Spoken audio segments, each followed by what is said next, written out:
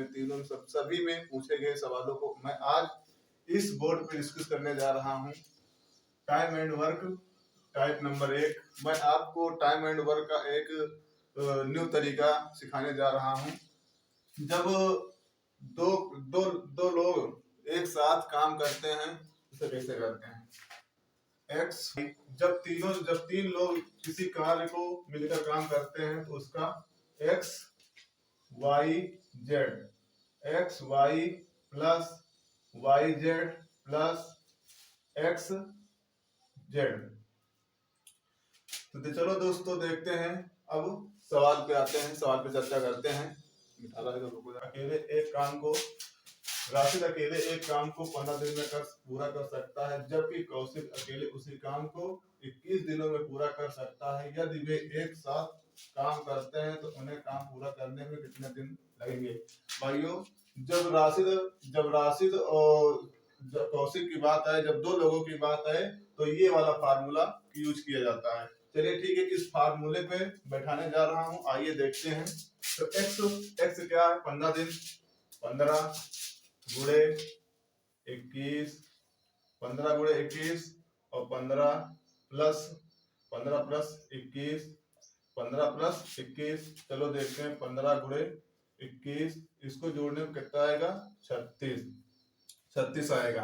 अब काट देते हैं, 3 बचे 15, 3 एकम 3, 3 दूनी 6।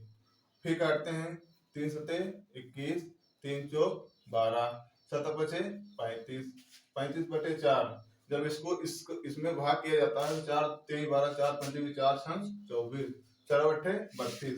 ये 8 बार जाएगा और 3 बचेगा, 3 ऊपर लिखा जाएगा और 4 नीचे। यही हमारा आंसर होगा। चलिए ठीक है, अब अगला। चलिए ठीक है, अब मैं दूसरा सवाल समझाने जा रहा हूँ, जो इस फार्मूले पे है। दूसरा सवाल, गोविंद, रहीम और सुधीर नामक 3 व्यक्ति एक कार्य को क्रमशः 8, 12 और 15 दिनों में पूरा कर सकता है। यदि वे एक साथ मिलकर कार्य करते हैं तो कार्य को पूरा करने में कितना समय लगेगा? चलिए ठीक, मैं लगने वाला समय आप इस फार्मूले के साथ मैं करने जा रहा हूँ। ये एसएससी जीडी 15/11/2001 शिफ्ट 2 में पूछा गया सवाल है। चलिए ठीक है, आ जा रहा हूँ। एक्स और वाई, एक्स सुधीर, गोविंद कर रहा है, गोविंद रहीम सुधीर, गोविंद में 8, 12 और 15 दिन में। तो मैं ये सवाल किस फार्मूले पर धर रहा हूँ? 8 गुणे 12 गुणे 15 बटे 8 प्लस 12, 8 प्लस 12 नहीं, सॉरी 8 गुणे 12 प्लस 12 गुणे 15 प्लस 8 गुणे 15। तो 8 गुणे 12 गुणे 15 अपान, जब 12 8 में गुणा करेंगे तो 96, प्लस का 12 और 15 में गुणा करेंगे तो 180, 15 अट्ठे 120, 18 गुणे 12 गुणे 15 अपान, जब इन तीनों को जोड़ा जाएगा तो कितना आएगा? 396। अब काट देते हैं, 2 चौको 8, 2 एकम 1, 2 9 18, 2 अठे 16। फिर काटते हैं, 2 दूना 4, 2 9 18, 2 9 18, 3 पचे 15, 3 तिरिक्का 9, 3 तिरिक्का 9। फिर करते हैं, 3 3 चौक 12, 3 एकम 3, 3 एकम 3, 5 चौक 20, 20 दूना 40, 40 बटे 11 दिन लगेंगे। इसका यही आंसर होगा। चलिए ठीक है, मैं तीसरा सवाल करने जा रहा हूँ, टाइप नंबर 2।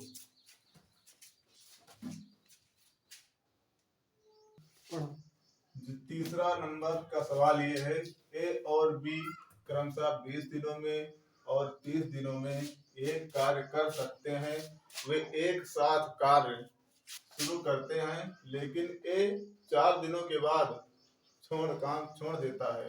अब भी शेष कार्य को पूरा करता है। कार्य को पूरा करने के लिए आवश्यक कुल दिनों की संख्या ज्ञात करनी है। चलिए ठीक है, मैं आप एक चीज इसमें बताने जा रहा हूँ। यदि अगर बाद का जिक्र करे और पहले का जिक्र करे, अगर बाद का जिक्र करे तो बाद वाले में घटा देते हैं, और पहले का जिक्र करे तो उसमें जोड़ देते हैं। चलिए अभी मैं इसका और इसका आपको बताने जा रहा हूं। एक किसी कार्य को 20 दिन में करता है, और बी उसी कार्य को 30 दिनों में करता है। इनका एलसीएम लेना आता है कि नहीं? चलिए ठीक, मैं सबसे पहले एलसीएम लेना आपको दिखाने जा रहा हूँ। 20 और 30 का एलसीएम कितना होगा? तो 2 से काटिए, 2 एक कम 2, 15, 2 पंचे 10, 5, 3, 5, 3 पंचे 15, 5, इसका कितना आएगा? 2 दूनी 4, 4 3 12, 12 पंचे 60, तो एलसीएम आएगा इसका 60। तो यही है कि 20 और 30 का एलसीएम, 20 और 30 का एलसीएम 60। तो कितने बार गया?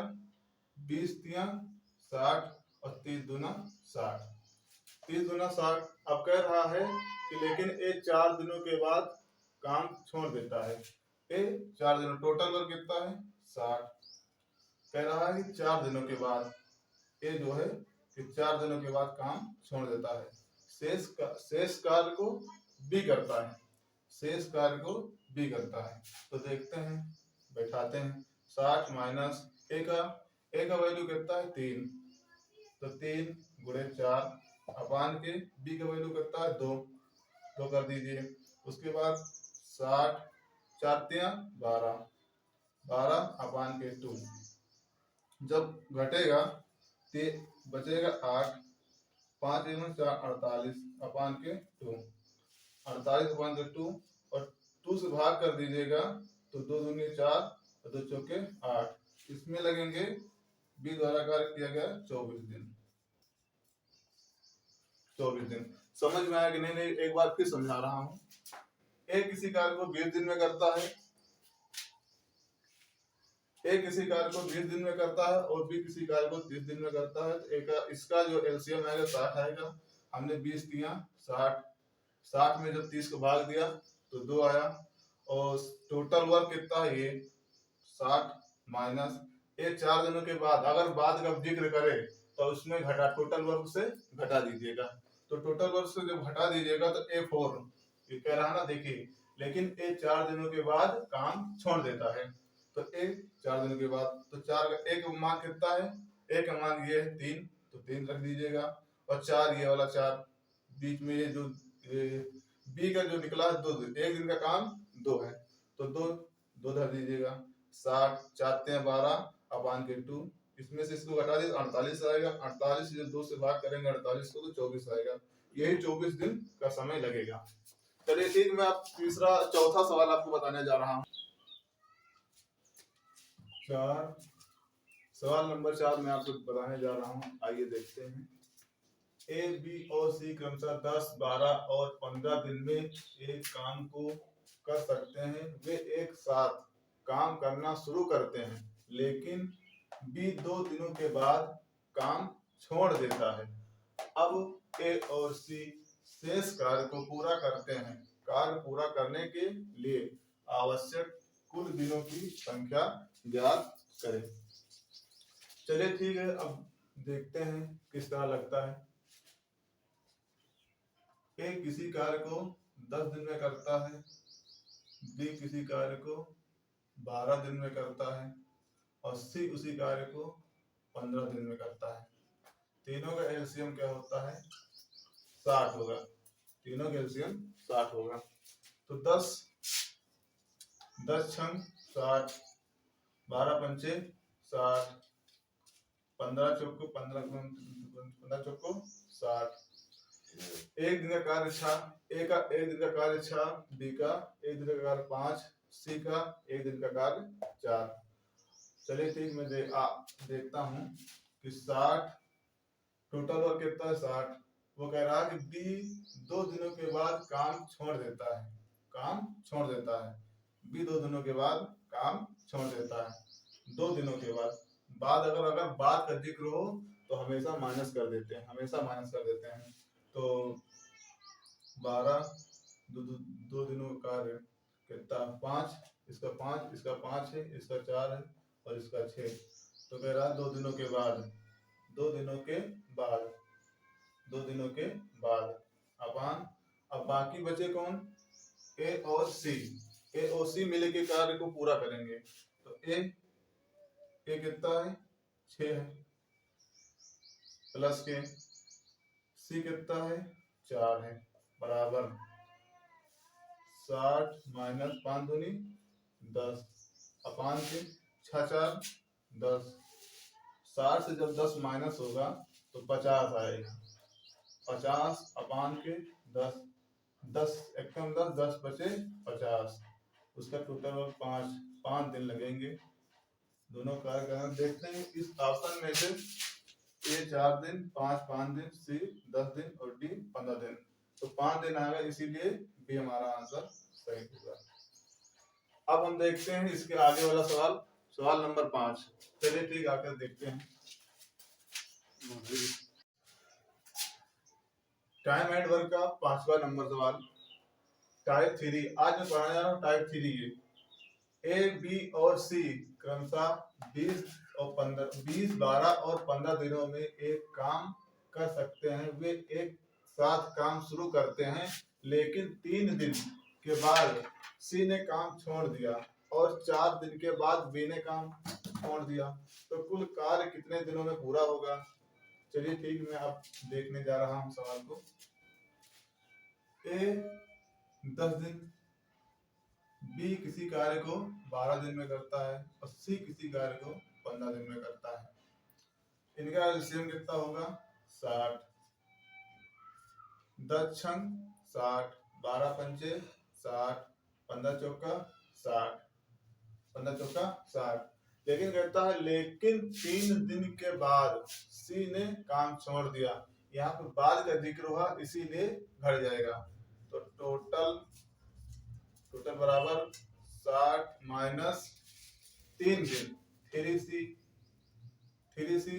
उसके बाद बोल रहा है कि और 4 दिन पहले, तो पहले जिक्र हो गया। मैं अगले सवाल में बताया था कि पहले और बाद में क्या करना चाहिए, तो पहले आया इसीलिए इसमें जोड़ देंगे। कितना, बी ने काम छोड़ दिया, बी ने काम 4 दिन पहले बी ने काम छोड़ दिया। तो 4 दिन पहले 4 बी अपान बचा कौन, 1 मिनट जाएगा, होल्ड कर यार। 60 ये आया, 5 ये आया, 4 ये आया। उसके बाद ए और प्लस सी, ए प्लस सी, ए प्लस सी, ए प्लस बी, ए प्लस बी।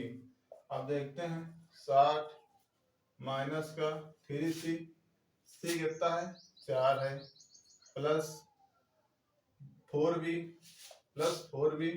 तो 4 गुणे बी का एक दिन का कार्य कितना है 5 है, अपान ए का 6 है, प्लस बी का कितना है 5 है। तो 60 माइनस 4 12 प्लस 5 चौक 20, अपान 6 5 11। अब देखते हैं 60 और 20 को जोड़ा जाएगा तो 80 होगा, और 80 में से 12 जब घटाया जाएगा तो 68 होगा।